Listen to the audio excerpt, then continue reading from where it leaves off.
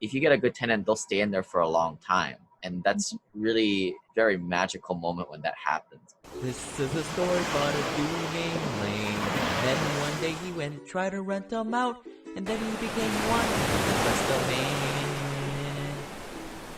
Hey, Simple Passive Cashflow listeners. Today we are going to be doing a live coaching call with a physician who fits in the category of a lower net worth but a high salary. Definitely be on the road to being an accredited investor here in the next few years. Introducing JP Kim, who took me up on the offer to record their coaching call, which is still open for folks. And if you guys haven't connected with me, please sign up for the Investor Club at SimplePassiveCashflow.com/club and reach out. Miss Kim, thanks for doing this. I want you to give folks a little bit of a quick background on, where you've kind of been doing the last 20 years of your life. The last 20 years? Okay. Well, I was a non-traditional medical student, so I decided to go into medicine, enter medical school in my late 20s, and then I graduated from med school after 5 years, and then I did my residency training. I got out of training about 5 years ago, and then I've been working as a locum tenens traveling physician, seeing geriatrics patients in 3 different states, in California, Arizona, and Indiana. So I started my job as a 1099, independent contractor physician. So I'm not a hospital employee or a clinic employee. I'm considered an independent contractor person. So I only get paid when I'm working. There's no paid time off or anything like that.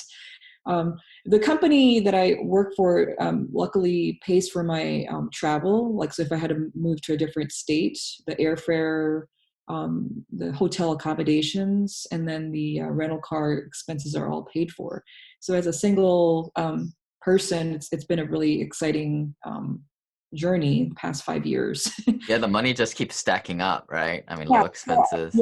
I don't really have any expenses. So I don't have to pay for my own primary residence mortgage or rent because it's all, being paid for by my company. Yeah. And I don't have a car payment. I used to have a car that I sold because I don't use my own car anymore. I always get to use a rental car to drive around. So it's a very unique situation. But then in about 4 years ago, I started noticing that, I'm only making money while I'm working. And even though I like to travel and stuff, what if something happened and I can't work anymore, then my income would stop coming in. So I had read Robert Kiyosaki's book, Rich Dad, Poor Dad, and the Cashflow Quadrant. And it really made sense to me that I should start, buying income producing assets that bring in passive income. So even when I'm not working, I still have enough income to pay for all my expenses so that I can maintain a good quality of life. So I started taking the Rich Dad Education Seminar. I started attending some of these conferences, and I hired some mentors who were really successful in real estate investing, and learned that buying and holding cash flowing income properties is the way to get started. I was initially in California when I was working in 2017. That's when I was going through all the real estate investment education. And I tried to buy a house there, but it was extremely very expensive and competitive to get a good deal. So after trying for several months, I kind of gave up there. But then I started my fellowship at University of Arizona in Tucson.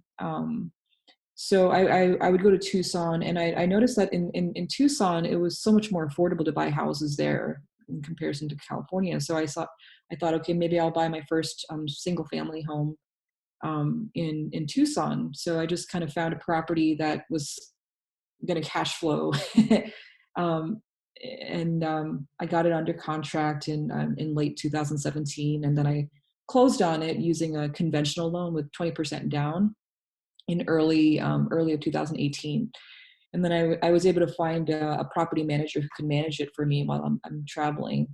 And they found a tenant right away. And then so the tenant moved in, and then they were paying down the mortgage. So it's been pretty good. And then right after that, I decided that since I didn't have a primary residence, I learned that some people do house hacking. So they can use an FHA loan, so a very low down payment loan, to purchase up to a fourplex. So you can purchase your primary residence that can also be a rental property at the same time. So the rent, you can live in one unit and then rent out the other 3 units and have that rental income from the other 3 units cover for all your mortgage, your expenses. So that's what I pursued for the next few months after I closed on my first property in 2018. And this is all under the guidance. You had paid like quite a bit of money, right, for like this coaching, right? Yeah. So I spent the entire 2017 going to all these symposiums. How much did you spend like through all this stuff, if you don't mind? About $26,000 plus traveling fees. So I would say about like 30 grand on all the education for that year. Yeah, I mean, I'm actually kind of, one of my missions is to kind of destroy these type of companies out there taking this money. I mean, I think you're fine. Like you had money to invest, so it kind of made sense. I mean, it's a starting point. Right. But a problem, like a lot of these guys, they cater towards people without any money, and you've kind of reached the limits with them, kind of where your net worth and earning potential is. Like a lot of these guys, like the best stuff they have for high paid working professionals is the house hacking thing or a quadplex, which, I think as you're seeing, as you kind of go through our group, I mean, it's the tip of the iceberg what the wealthy people are doing, and they just don't have any insight into that type of world. Right. But because I had never bought a house before and I never owned any property before, I think it was a good learning experience just to get to know how qualifying for a loan works and how to put it on. Right. And I think, like just kind of your profile here, we have a lot of folks that are kind of in your category where lower net worth, kind of starting out in wealth building, again, net worth of $250,000, and but very high earning potential. Your current active income is about $20,000 a month. So if you do the math, that's around $250,000. I mean, most doctors, they're making over, specialists especially, they're making over $300,000 to $500,000 at least a year. So a lot of this is, I think you found us at the right time, and we'll get you to where you need. We'll take you from 25 miles an hour up to 70 pretty quickly here. Well, yeah, that's great. That's the point. That's the plan. So here's the big question I asked a lot of people. So we have your net worth here, and then your active income is about $250,000 a year. But with your expenses right now, how much do you actually stick in the bank every year?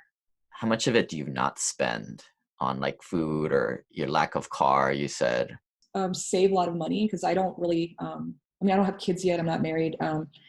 And I don't have to spend money on utilities or car payment, like car registration fees or insurance. So I would say maybe 80% of my monthly income I'm saving in the bank, and I'm using it towards either down payment for investing, or I'm using it for going to these networking events, conferences for real estate investing. I'm also in the process of learning how to build an online health business as well, to build another stream of passive income. So for that, I'm pursuing like a mastermind group as well, mastermind education. So I spend most of my money on those things, educational activities and self-development, growth, books, courses. Just to get, it sounds like it's 80% of $250,000. I mean, you're able to put away 150 at least a year, which is phenomenal. I mean, I would say most people in our investor club, some of the beginners, they're at 30,000 a year. Some of the ones that are a little bit better than most are about 50 a year. But I mean, in theory, you're able to buy 1, 2, 3, probably 5 turnkey rentals a year, right? Which is phenomenal. Not saying, I mean, you wouldn't want anything to do with rental properties. I mean, it's just not scalable for your earning power at this point. But I mean, just to kind of think about that. So owning the single is required for me to have a good property management company in place.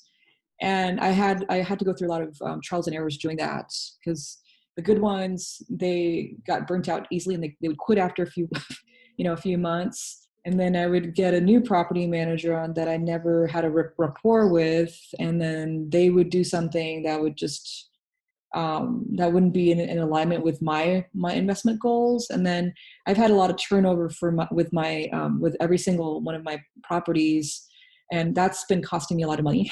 So I'm noticing it wasn't. I mean, it's so much headaches that I don't really feel like I want to pursue buying more of these properties anymore.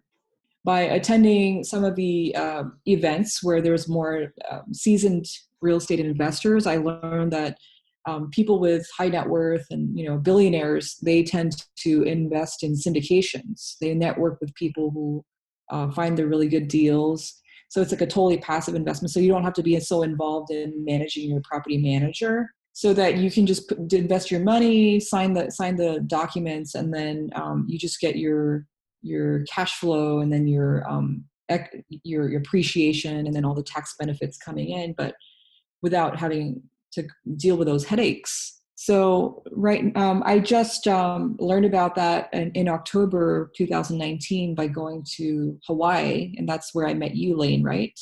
Yeah. And then I learned about your syndication deal.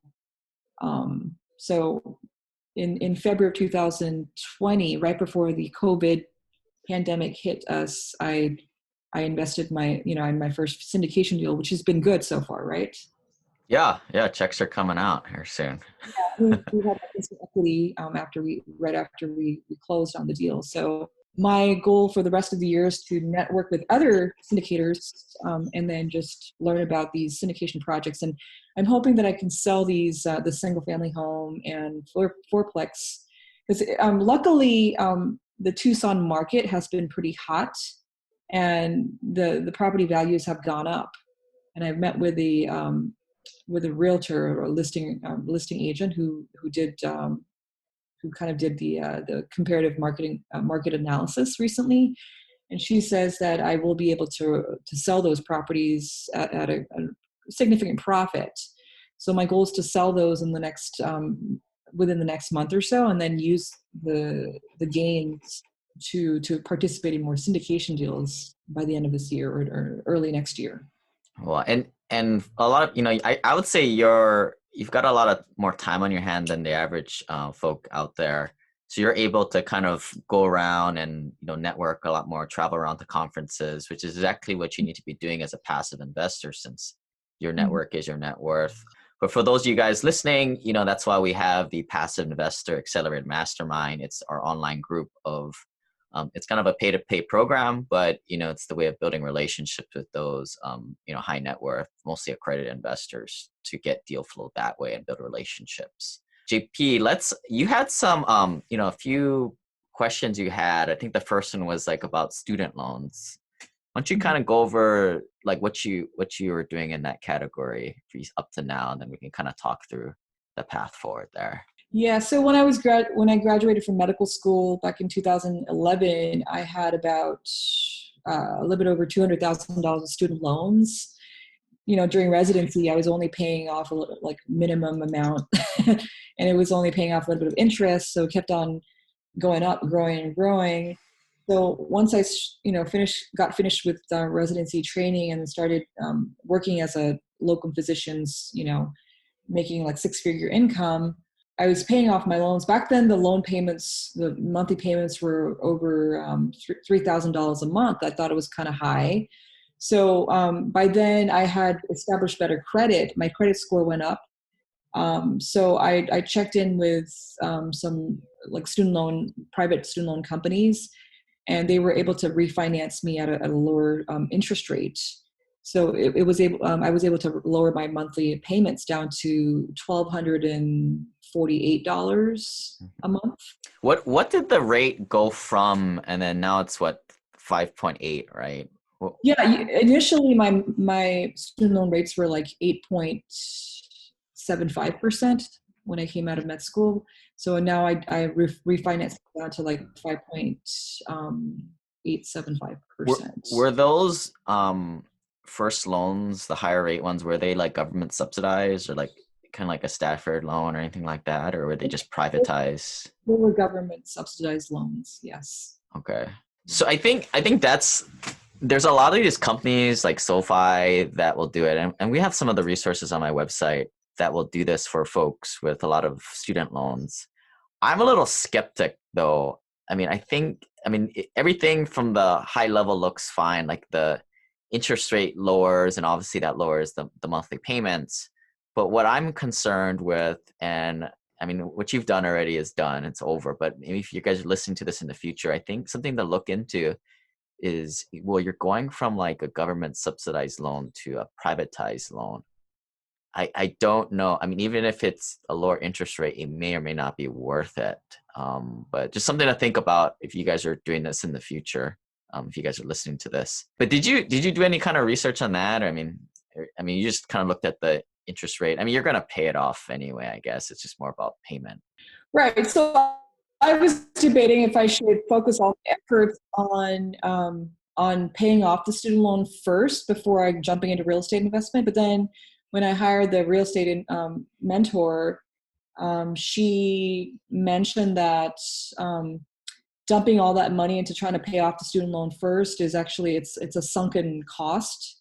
And because if you find good real estate investments, then you can bring these income producing assets that'll bring in more cash flow than the monthly payment, student loan payment. So even if I were to not work, the income producing asset will pay down my student loans, and then when the student loans are all paid off, I'll still have those assets, right? Right, exactly. And for me to explain it in a different way, a lot of it's just an interest rate arbitrage from a certain extent. So I have an article at SimplePassiveCashflow.com/returns where I kind of just break down the returns that you get from just a typical turnkey rental, and you're looking at 20+%. 20% is greater than 6% here, so it's a no-brainer, right? But most people aren't able to make more than 8 to 10% in their crappy stock investments, right? So you can see why for most people it would make sense to pay off your student loans or pay down your mortgage first. But maybe since you've come to this this realization, what was for you that kind of tipped the scale in your head that kind of get it? If you can kind of remember, just like kind of, a lot of people are just on the fence, right? Mm-hmm. Well, there's always an opportunity cost of doing something. So if you spend all your effort on paying off your student loans, that's going to delay being able to buy income-producing assets. But if, like my mentor said, if I'm able to buy an income-producing asset that not only has good cash flow but also appreciation and then the tax benefits, then that really trumps the interest rate of a student loan. So she was telling me just refinance my student loans to the lower monthly payment. So you can always pay more if you wanted to pay sooner. But if you keep your student loans at a higher monthly payment, what if something happens? So you lose your job, you get sick, you get into a car accident, then you can't make student loan payments, and you're more likely to default on it, right? And that looks bad on your credit. So she was telling me it's easier if you just kind of refinance it and minimize your monthly payments. And then if you feel like if you're making good money at certain points in your life through your cash flowing assets, then you can choose to make extra payments to pay down your principal and pay it off sooner. But it just gives you more options to refinance it and minimize your payment, the obligations. Does that make sense to you? Well said, good doctor. Well said. And this kind of carries over also to the whole argument of, do you do like a 30-year mortgage or a 15-year mortgage, right? Like you said, in our camp, we do the longest that we can. And if we choose to, we can pay it off. But debt elimination is not really correlated with financial freedom. But yeah, I agree.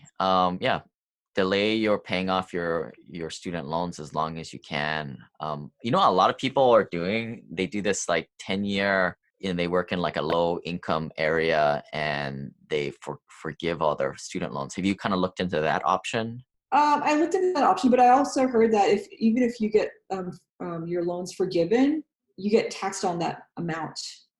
So you're going to have to pay a like lump sum of tax during that time when you get forgiven. And it's really hard to qualify for that too.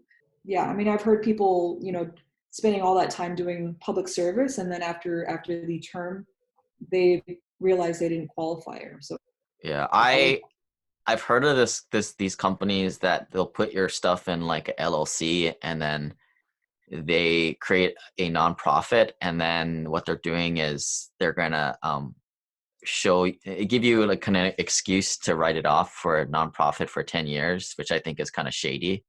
Or you can create your own nonprofit and kind of do it, but that's like that's more technical, I guess, than what we're looking to do.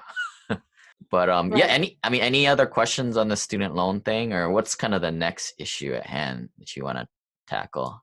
So I different arguments about, so my rental properties right now, I'm going through some turnovers because one of my tenant died. She was an old lady. She was really good paying tenant. And then now that she died unexpectedly in May, we're having to find a new tenant. We're dealing with turning over the property. We are, of course, increasing the rents, but it's going to take, I don't know, maybe it's going to take maybe a few days or weeks to turn it over. There might be more maintenance issues. I'm kind of waiting for that call from my property manager about what's going to happen about the maintenance issues. So is it really worth keeping those properties? So I'm right now, I'm deciding if I want to just sell them my month. Which property is this, or what's the monthly rents on this one? Or some people are telling me I should keep those rental properties because I have direct control over it. Because, sometimes if you get involved in syndication deals, sure, it's passive, but you might lose control over your money. Which rental property are we talking about here? Just the $1,200 a month one? Well, I was thinking about selling both. And what are the rents now? the single family home brings in $1,195 per month of rent, and then the mortgage is $860. And then the fourplex, the rents are like $3,100 a month, and the mortgage is $1,609. Okay. So, just to kind of follow my logic here, like with your net worth and your kind of your high value in time as opposed to money, if you had like $60,000 property pieces of junk, Mm-hmm. I would say, yeah, unload it like yesterday. Your single family home, it's a decent property, right? It's more of a B-class property. And then your duplex, and that's probably a lower class asset, but there's some decent scale on that thing. I would say, right now you're kind of one foot in the syndication private placement world and the other foot still in direct ownership, right? Mm-hmm. I think a lot of investors in my group, they're kind of doing the same thing. Mm-hmm. At some point, and I think we could both agree, maybe in the next 3, 5, certainly before you retire, you're going to be all in on the private placements and syndications. But look, you got to just, when you're comfortable, you sell these assets. But I have no problem, you kind of holding on to it a little bit longer. If you have enough time, right? If your life gets busier, then yeah, you unload them. But I wouldn't be buying more properties, you know what I mean? Like direct ownership. And yeah, if somebody had the same situation, but they had like lower class properties, more headaches, yeah, I would try and unload them as soon as possible. Does that kind of make sense? Yeah, so I'm looking into maybe selling the fourplex because the type of tenants that I've been attracting were like lower income people, and then we had to deal with evictions, which is not so cool. Yeah, and I get the feeling like just your personality, you kind of, you're not too bad, but you stress out about this stuff a little bit, right? Like you're kind of a hands-on person in a way. No, I like to have a little bit of control over my properties, but at the same time, I really did not enjoy the hassle dealing with the eviction. Like my property manager, she was a new person that I never met before, so I had to kind of wait and see to see if we had a rapport. Sometimes we had some conflicts, and that caused a lot of stress. So I'm kind of debating if it's really worth having to deal with that situation anymore. So luckily, I will be making a lot of profit if I were to choose to sell this in the next month or so, because the Tucson market, They weren't really affected too much by the pandemic. I mean, their business are still operating and people are still working. So the tenants had been paying rent. You know, a lot of people are still paying rent, and they say the rental market is pretty hot these days. So they're able to find tenants right away, good paying tenants. So if the listing agent turns out that she's able to market the property really well, then I will be able to sell it at a pretty good price, and then move that money over to doing more syndication in the future, you know. Yeah. So Mm-hmm. what, I mean, I made this decision that I was in 1 foot in syndication, 1 foot in my 11 single family home rentals Mm-hmm. back in 2015, 16. Mm-hmm. And then in 2016, I kind of made that defining point. You know, I think in podcast 80, I think was that point where I kind of made the decision. And for you, this could be 3 to 6 months from now, right? When you finally make that decision, it could be a year or two. Mm-hmm. But it took me all of 2017 Mm-hmm. to sell, actually, 2018 to sell 7 properties, Mm-hmm. 2019 to sell 2, Mm-hmm. and 2020 to sell the remaining 2. So you don't really need to sell this right away, but I would say maybe the best strategy for now, I don't, you know, you don't need to do something out of haste, but maybe put the duplex on the market and just let it sit there for whatever it takes, 6 months to 2 years, and get your price that you want. You know, you can be that unmotivated seller, and maybe do that the same thing for that single family home. I mean, with the single family home, what I would do is if you have a good paying tenant, those guys are gold. Maybe you haven't realized that yet, because you know, people get it. They internally understand it after about a few years of rental property landlording.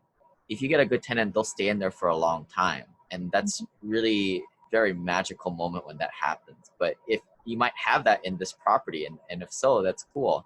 But as soon as this current tenant moves out, what I would do is I would fix it up to go retail. So you might have to put in $10, $20, $30,000, but you're going to sell this to a nice retail buyer who's an emotional buyer, who's going to pay, you know, potentially over 200, 250,000 for this thing. And that's your exit strategy. But, you know, that domino could topple 6 months from now, 3, 4 years from now. We don't know. But your destiny is shaped in your decisions, as Tony Robbins says. And yeah, you made the decision you're going to move to private placements, but you don't need to take the action on it now. Just let it happen. Okay. But I think that's, by doing that strategy, you're able to extract the most amount of dollars out of it. And look, I mean, there's still good rental properties are cash flowing for you. I would say the other question I had that maybe might impact this decision is, how much liquidity do you have right now? Like, how much dry powder do you have to invest should a deal come up, you know, next month in a syndication deal? I'm just looking. Do you have that number kind of at the top of your head? How much liquidity you have to go? Mm-hmm. Well, assuming that I'll be continuing to work, I mean, luckily my job, I mean, I didn't really get impacted so much with the COVID-19. I know a lot of doctors got furloughed and they had to stop working. But for me, I was doing telemedicine. I had consistent income, so I still made money, and I'm still going to be working. I'm still working, so I will continue to have $20,000 per month. Yeah, and you're saving what, 80% of that. Amazing. So, Right. but currently, I'm looking at some of these accounts.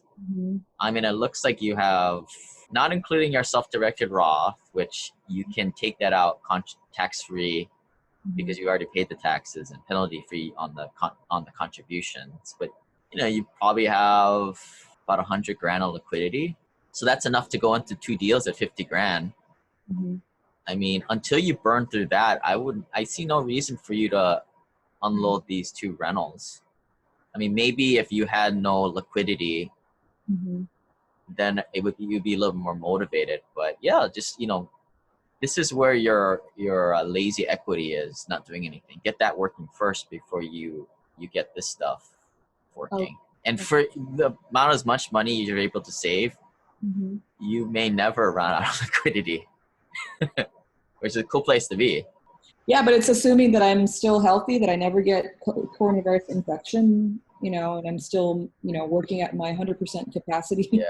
I mean, Just, you're kind of amazing because most doctors I come across, they have this false sense of security where they think that, well, they make so much freaking money, right? And they never think to invest outside of the normal financial plan or stocks. I mean, it's good that you're investing in this stuff, but you're very unique, right? well, I made that mistake during residency. So what I did was that I did contribute to my 401b during residency training, and the residency director had some GL advisor, like some company who was like a financial manager company for physicians. They came and gave a presentation, and they talked about how they can manage the doctor's money because the doctors are so busy. Doctors don't have any. Which is a complete scam. Usually these guys get kickbacks for that. And so I actually hired them to manage my money. And what happened during those several years that I was in residency, they were managing my money. I would maximize my contribution to my Roth IRA, 401b, and everything, and then they were investing that into like mutual funds, but like the money wasn't growing, except for me contributing. And then like towards the end, like after like a year after I got out of residency, all of a sudden I found out that that company was prosecuted because they were caught frauding with the investors' money. So they totally like went out of business, and all of a sudden my 401b money and then my Roth IRA account money was left without a financial manager. And I was like, holy crap, what am I supposed to do? And I had no knowledge about finances. So that's when I like started reading, Rich Dad Poor Dad, Cashflow Game. And then that's when I started scrolling through Facebook to look for information about real estate investing. And then when I went to the seminars, that's when I learned, with mutual funds and stocks, you really don't have any control over your money, right? And then you can't take it out until you're a certain age. Whereas real estate, you can really find the right cash flowing investments and start making money right now, start making cash flow right now. That's generating passive income that can cover for my student loan payment. So that's the route that I took after making that huge mistake. But luckily, during that time, we just kept it at the same amount what I contributed. Yeah. So, I mean, that's an amazing story. I mean, I don't know, where's your headspace on it? I mean, in hindsight, that was probably the best thing to happen at the time, right? I guess so. You live and learn, right? Yeah. I mean, so many doctors out there that are just totally still believing in the Easter Bunny and the tooth fairy is going to give them money after the 401k is going to work, right? You know what? Like a lot of doctors, when they were hit by COVID, they're realizing everyone's just kind of in a panic mode right now. We're like learning how to invest and generate other, multiple streams of passive income. So a lot of doctors are getting into the investing mode right now, like outside of stocks and mutual funds.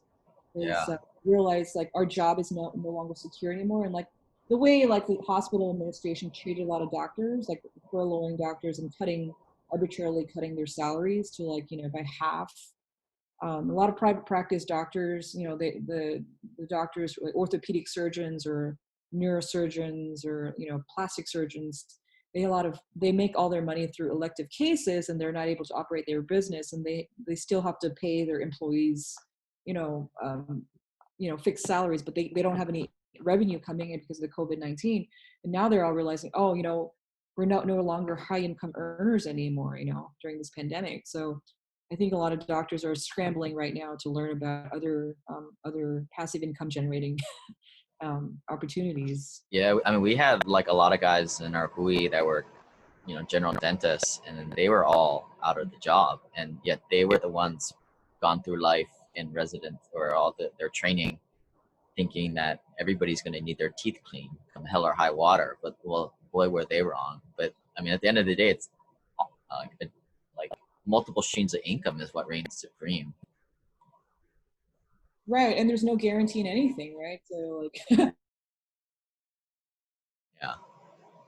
But so you have one last thing here I wanted to get to. You have you're in a place in life where you're not accredited yet in terms of net worth, Mhm. but you're going to be there very quickly. And I like how you kind of like, you have some bigger goals, right? That are kind of bigger than yourself, where you want to build enough wealth to build a new medical school at your alma mater. Maybe talk to us about how that idea came about and how kind of you're pulling yourself to that goal.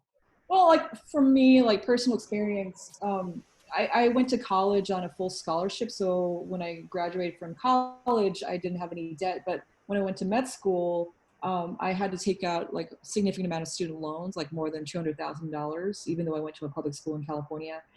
And it just really, it's been, weighing down heavily on my chest. Like I always feel like I have an elephant sitting on my chest, and a lot of doctors come out of their training. So, like I said, my medical school, going to medical school, I had to take out a lot of student loans, and coming out of training, I always felt this heaviness in my chest, with that burden of debt, and then the lack of financial education. So I really want to contribute to the society by utilizing my knowledge of business and investment to um, starting a medical school that focuses on integrative medicine, but also like on business and investing education, so that the future doctors can, they're not only good clinicians, but also really savvy business investors too. So what's how much money are you gonna need for that, or what's the plan, timeline to make that Yeah, happen? well, in the next 10 years, I want to build wealth through doing real estate and mostly like passive syndications, and then also network with other high net worth people and collaborate. So it'll be about at least $100 million to do that project of building a new medical school, and also want to make it very tuition free for all the students who get accepted. So I'll have to have like a scholarship foundation as well, which is like a nonprofit. So once I have a nice vehicle of money making more money every year, that can be a lasting legacy that continues on and on even after I die. I can hire people who can carry on the legacy. I mean, if I have a goal like that, that will keep me motivated to keep pushing through all the hardships and challenges in life, right? Right. And kind of, I'm very similar, just different, different end goal. I don't want to make a medical facility, but I would rather, I'm trying to create like a financial education program that's more free and affordable for, working Mhm. professionals. The LLC is called FI for the Worthy. Financial independence is not for everyone, but I kind of want to bring it to the working, financially responsible masses. So yeah, I mean, exactly what you're doing. Trying to put my own oxygen mask on for now. Pretty much there, but you need capital to make these big dreams happen, right? Right, right. So for me, maybe a few more years, maybe 5-10 more years to get myself up to that point where I'm set up personally, and then maybe in the next year or two, I start the nonprofit LLC. I know you're a little familiar with that, but yeah, I'll let you know how it goes. I mean, that's really how big things happen and how money can grow tax free. There's so many benefits of being a nonprofit, Mhm. and it's all predicated, of course, you using that money for good, right? Not just personally benefiting from it. But if you have some bigger dream, that nonprofit is the way to go. But of course, there's definitely going to be some learning lessons down the road. But I'll, let you know how it goes. Yeah, yeah. I mean, we're both. I mean, we have. I mean, tax advisors and CPAs who are really um, they specialize in real estate investing, and then setting up these business entities and nonprofit organizations to protect you from having to pay too much income taxes, right? So I think that helps to legally minimize income taxes, and you generate more profit, and then use that money towards investing in more income producing assets and go from there. So I think we're all Right. learning right now. Right. And if you guys want to, I have a little working page on this whole concept of a nonprofit at simplepassivecashflow.com/legacy. It has a list of things on there that, the benefits to having a nonprofit, I mean, just kind of reading some of them real quick. I just looked it up. Actually, I don't have it up, but like things like, until you look for it, like you don't realize how many like tax benefits nonprofits have, and that really helps you grow your money unrestricted to kind of do these bigger things. Mm-hmm. But Ms. Kim, anything else you want to talk about, or I think we're good for now? Do you have any recommended resources for me to keep expanding my network? You know, I need to, I mean, in order to get to where I want to be quicker and faster, I need to leverage, you know, good people, right? Good network and people with the knowledge, the skills, and then people who already have good networks. Yeah, I mean, like the best thing, that my guidance for that is like you got to start with the right people, right? So people with money, and going to the local RIA, and you know, a lot of the free internet forums out there. We all know those websites are some of the worst places to go because they're just the cheapskates that are trying to get rich quick. I mean, I've been fortunate to do this podcast where I just attracted, you know, all these passive and high net worth passive accredited investors, and I find the ones that are kind of thinking the same way as us, and you know, they join my Passive Investor Accelerator Mastermind. Yeah, maybe we can work out something. I mean, as a current investor in the Hui Club, you know, we can talk offline about that. But for other people listening in, you know, that's kind of the option, right? Like you can either fly. I mean, I did it for years, right? You go to all these silly like real estate conferences, and you just find it's a big pitch fest. Mm-hmm. With people on the stage. They're really not that proven. It's just like there's all these internet sensations overnight in real estate, and you start to realize that you go there and you meet a lot of cool people, you have some cool drinks, but like you go home with like a dozen business cards, and it never formulates to anything, right? And you wasted like $1,000 on the conference, another $1,000 on the hotel and food and all your time you spent. And you wasted that. You know, you only have so many vacation days. I mean, you really have to be selective. I mean, you know, I would invite you out to like the Hui Mastermind that we have once a year in January. The last time we did was you can check out the video at SimplePassiveCashflow.com/Hui3. Mm-hmm. I'm sure the next one will be called Hui 4. But yeah, I mean, just I try and cultivate a group of like high quality, genuine people, you know, that have, you know, bigger goals outside themselves. So it's a good community, and you know, we kind of play watchdog out for each other. But that'll be my suggestion. Yeah, I mean, other than that, you know, other options are going to the country club, or I know some guys, they go to like the cigar room and they kind of rub shoulders with high net worth people. But the problem there is you're meeting with a lot of second, third generation wealth, right? Like you and I are first generation wealth. We're kind of building this legacy now. Nothing really got given to us. So it's just a different mindset there. It's a very narrow band of people you're trying to find.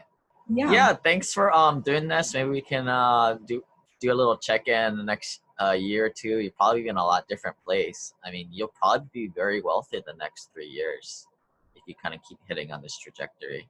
We'll see how it goes. Like I do want to attempt to sell these rental properties that I have, so that I have more cash and more liquidity to kind of jump into the good syndication deals in the next few months or so. So keep me in the loop, please. Okay. Okay.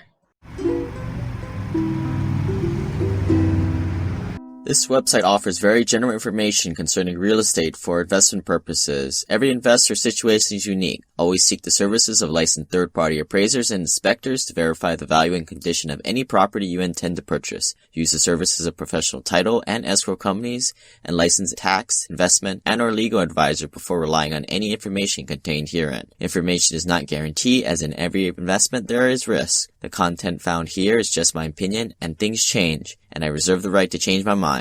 Above all else, do your own analysis and think for yourself, because in the end, you are the only person who is going to look out for your best interests.